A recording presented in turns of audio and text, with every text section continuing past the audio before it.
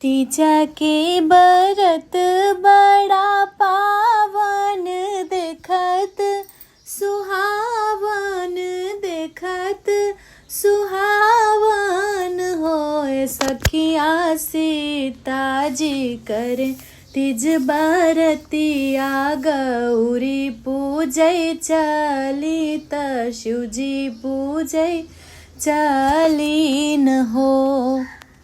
तीज के बरत बड़ा पावन देखत सुहावन होए सखिया सीता जी करे तीज बरतिया गौरा पूजै चली गौरा पूजै चलीन हो।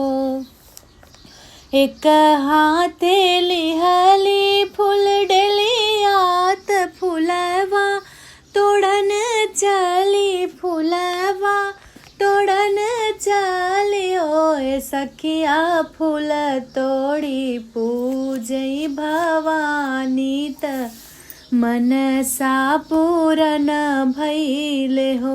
ए सखिया फूल तोड़ी पूजई भवानी त मनसा पूरन भइले हो। तोड़ी धनुष रघुनंदन जनक प्राण पूरा भइले हो। तोड़े धनुष रघुनंदन जनक प्राण पूरा भइले हो। सखिया सीता विवाहिले अवधपुर कौशल्या के आंगन कौशल्या जी के आंगन हो। सखिया सिया जी भी आहे अवधपुर कौशल्या जी के अंगना कौशल्या जी के अंगना हो। आम रसोया सीता सुंदर भोजन बनावई भोजन बनावई हो। सखिया कौशल्या जी पूछे एक बात कैसे राम पायु कैसे राम पायु हो। सखिया कौशल्या जी पूछे एक बात कैसे राम पायु हो।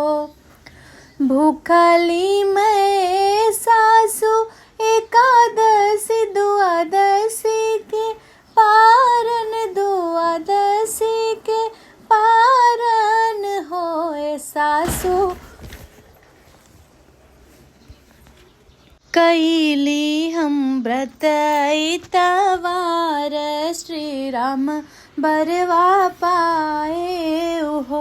सासु कैले हम व्रत इतवार श्री राम बर पावली हो।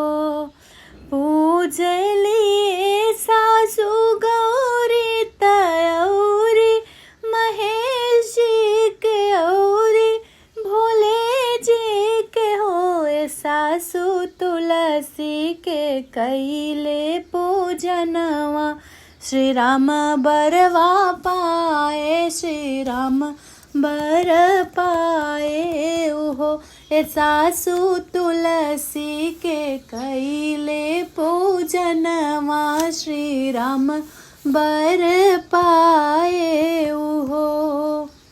तीज के बरत बड़ा पावन देखत सुहावन होए। सखिया सीता जी करे तीज बरतिया त शिव के मनावई हो।